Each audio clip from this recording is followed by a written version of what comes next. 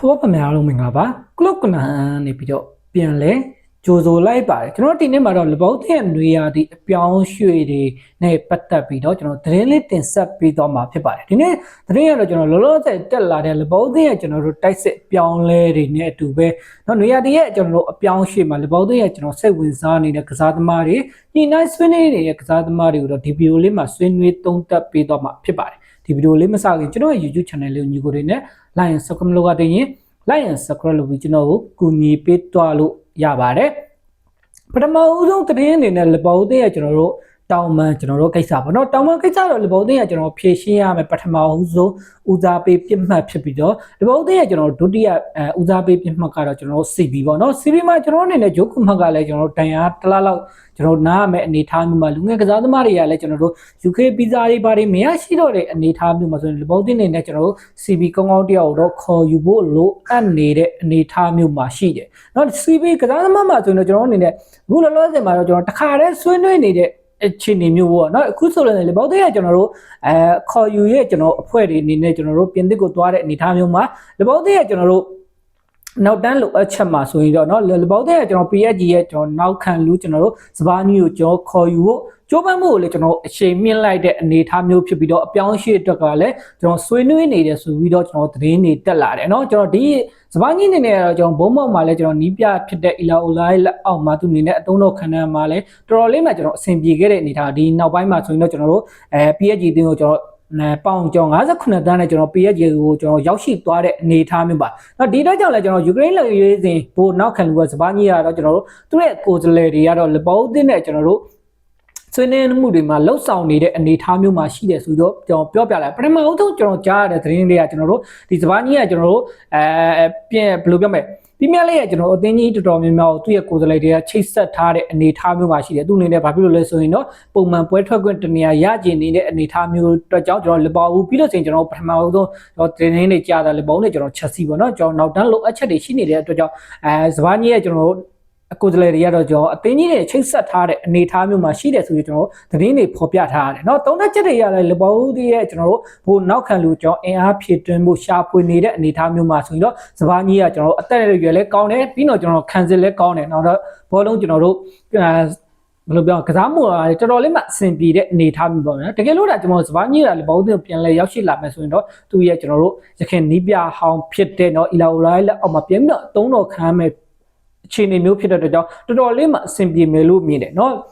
ဒါပေမဲ့တစ်ဖက်ကကျွန်တော်တို့ဘယ်လိုပြောမလဲ PSG ပေါ့เนาะ PSG အသင်းနေနဲ့လည်းသူတို့ရဲ့ကစားသမားတော့သူတို့နေပထမဦးဆုံးပေါင်90နဲ့မှကျွန်တော်တို့9တန်းနဲ့ခေါ်ထားတဲ့အနေအထားမျိုးပါလောလောဆယ်မှာတော့ကျွန်တော်တို့ဒီ58တန်းနဲ့ပြန်ပြီးတော့ထုတ်နိုင်မဲ့အနေအထားမျိုးမှာမရှိဘူးဆိုပြီးတော့လည်းပေါ်ပြလာတဲ့အနေအထားမျိုးပါအဲ့ကစားသမားအနေနဲ့ထွက်ချင်မယ်ဆိုရင်တော့ကျွန်တော်ဒီတန်း60ကျော်တန်း80ပတ်လိုင်းမှာပဲစပါးကြီးကိုလဘောက်တင်းနေနဲ့ပြန်လဲခေါ်ယူနိုင်မဲ့အနေအထားမျိုးမှာရှိတယ်ဆိုပြီးတော့သတင်းတွေကတော့ကျွန်တော်ပေါ်ပြလာတဲ့အနေအထားမျိုးပါเนาะယူလောလောဆယ်အခြေအနေရဆိုလို့ဆိုရင်PSG နဲ့ကျွန်တော်တို့စပါးကြီးကိုတော့ကျွန်တော်တို့အနေနဲ့တဲဝင်ကျွန်တော်တို့ချိတ်ဆက်ထားတာမရှိသေးဘူးဒါပေမဲ့လည်း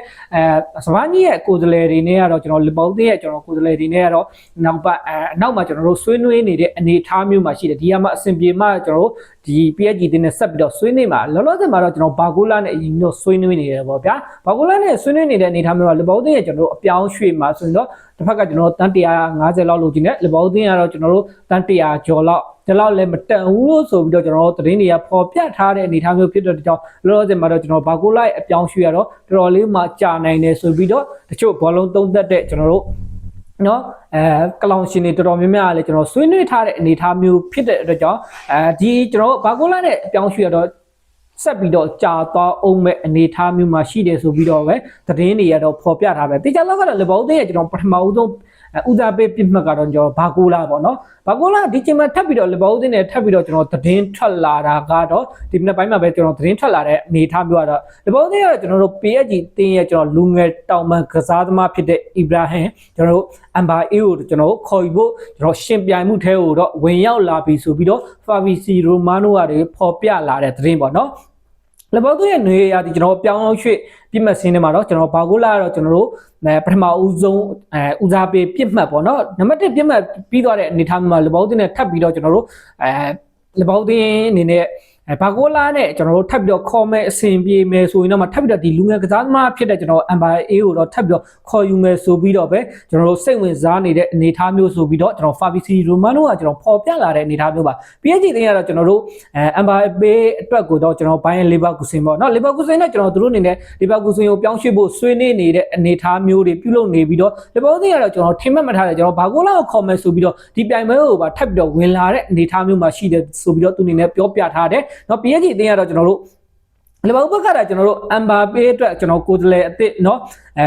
MBA ရဲ့ကျွန်တော်ကိုယ်စားလှယ်အသစ်ဖြစ်တဲ့ကျွန်တော်ဟောဗာလဲမန်ဒက်ပေါ့နော်ဟောမန်ဒက်နဲ့ကျွန်တော်ဆက်သွယ်မှုပြုလုပ်ထားပြီးဖြစ်နိုင်ရရှိတဲ့အပြောင်းရွှေ့ကိုလည်းဆွေးနွေးနေတယ်ဆိုပြီးတော့ကျွန်တော်တို့ပေါ်ပြလာတဲ့အခြေအနေမျိုးမှာရှိတယ်ပြီးတော့ကျွန်တော် MBA ပေါ့နော် MBA ကိုယ်တိုင်ကလည်းလေပေါ်တဲ့ကျွန်တော် project ကိုစိတ်ဝင်စားနေပြီးတော့ဦးစားပေးရွေးချယ်စရာတစ်ခုမြင်ထားတယ်ဆိုပြီးတော့ကျွန်တော်တို့သိရတဲ့အခြေအနေမျိုးပါဒီအခြေအနေတွေကြောင့်လည်းလီဗာပူးစင်အနေနဲ့ကျွန်တော်တို့အတားသီးရနိုင်မဲ့အခြေအနေမျိုးပါပထမဦးဆုံးကျွန်တော်တို့လီဗာပူးစင်အနေနဲ့ကျွန်တော်တို့ဒီအပြောင်းရွှေ့တွေဝင်ခင်ဆိုရင်တော့လီဗာပူးစင်ကတော့တော်တော်လေးမှအတားသီးရပြီးတော့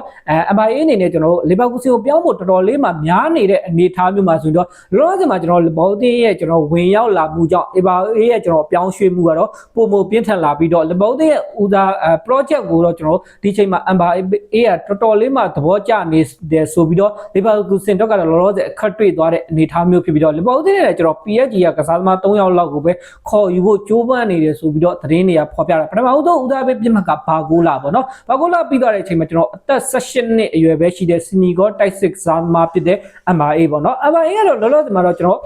တောင်ပန်နှစ်ချက်ကိုကစားနိုင်တဲ့ကစားသမားဖြစ်တဲ့ပယ်တောင်ပန်ရောညာတောင်ပန်ရောကစားနိုင်တဲ့အနေအထားမျိုးရှိတဲ့အတွက်ကြောင့်လဘောတင်းရဲ့ကျွန်တော်ပြည့်မဲ့စင်းထဲမှာကျွန်တော်ရောက်ရှိသွားတာတော့တိတ်ပြီးတော့မထူးဆန်းဘူးလို့လို့တဲ့မြင်တဲ့ဘာဖြစ်လို့လဲလဘောတင်းနဲ့ကျွန်တော်နေတဲ့ညာတောင်ပန်အဓိကထားပြီးတော့ကျွန်တော်အနေနဲ့ line နေတဲ့အနေအထားမျိုးဖြစ်တဲ့အတွက်ကြောင့်ပါဂိုလာအနေနဲ့ကလည်းကျွန်တော်တို့ဘယ်လိုပြောမလဲပြောင်းရွှေ့ကြီးကတော်တော်လေးမှညှိရတဲ့အနေအထားမျိုးမှာရှိတဲ့အတွက်ကြောင့်တော်တော်လေးမှဒီအပြောင်းရွှေ့ရတော့ကြာအောင်မယ်ဒီအတွက်ကြောင့်ကျွန်တော်တို့လူငယ်ကစားသမားလေးဖြစ်တဲ့ကျွန်တော် MBA ကိုတော့ကျွန်တော်တို့လီဗာပူးစင်နဲ့လီဗာပူးတင်နေနဲ့ကျွန်တော် PSG စီကနေတော့အပြိုင်ခေါ်ဖို့ကြိုးစားနေပြီးတော့လီဗာပူးတင်ရောက်ဘယ်လိုဝင်ရောက်လာတဲ့အပြောင်းရွှေ့ရာသီဖြစ်တဲ့အတွက်ကြောင့်လီဗာပူးစင်တော့ကတော့တော်တော်လေးမှခက်ခဲသွားတယ်ဆိုပြီးတော့ကျွန်တော်တို့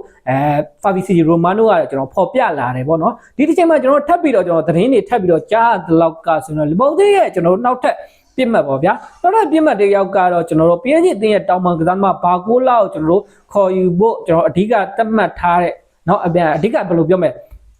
နံပါတ်1ပြစ်မှတ်ဖြစ်ကျွန်တော်တို့သတ်မှတ်ထားတယ်ဗျာဒါမှမဟုတ်လည်းတကယ်လို့သူ့ကိုကျွန်တော်တို့အနေနဲ့ဒီအပြောင်းရွှေ့တွေညှင့်မရဘူးဆိုတော့ဆိုရင်လဘောက်တင်းနဲ့ကျတော့အစားထိုးရွေးချယ်စရာကစားသမားရှင်3ဦးထဲမှာဆိုရင်တော့ဘုံမောက်တင်းရဲ့ကျွန်တော်ဂျယ်ဘရီရိုင်ယန်ကိုလည်းကျွန်တော်ထည့်သွင်းလာတယ်ဆိုပြီးတော့ဖော်ပြလာတဲ့အခြေအနေမျိုးပါလဘောက်တင်းကတော့ကျွန်တော်ဘာကိုလောက်အန်ဖီကိုကျွန်တော်ပြောင်းရွှေ့လိုတဲ့အနေအထားမျိုးရှိခဲ့ပေမဲ့လည်းကျွန်တော်ပြောင်းရွှေ့ကြရတော့ညှိမရသေးတဲ့အနေအထားမျိုးမှာရှိပြီးတော့တောက်လျှောက်ဆွေးနွေးနေတဲ့အခြေအနေမျိုးပါလက်ရှိမှာတော့လဘောက်ဘက်ကတော့ကျွန်တော်ဘာကိုလာတော့ကတော့ယူရိုတန်း100ကျွန်တော်86တန်းကျွန်တော်ပေးချေဖို့ကျွန်တော်အခြေအနေတော်တော်လေးမှအဆင်ပြေခဲ့ပေမဲ့လည်း PSG အသင်းဘက်ကတော့ကျွန်တော်ယူရိုတန်း150เนาะပြီးတော့ကျွန်တော်ပေါင်120နဲ့5တန်းအထိတော့တန်ဖိုးတက်မှတ်ထားတယ်ဆိုပြီးတော့ကျွန်တော်ပေါ်ပြလာတဲ့အခြေအနေမျိုးဒီတော့ကျွန်တော်အနေနဲ့တော်တော်လေးမှကွာဟနေတဲ့အနေအထားမျိုးပါရှေ့မှာကျွန်တော်တို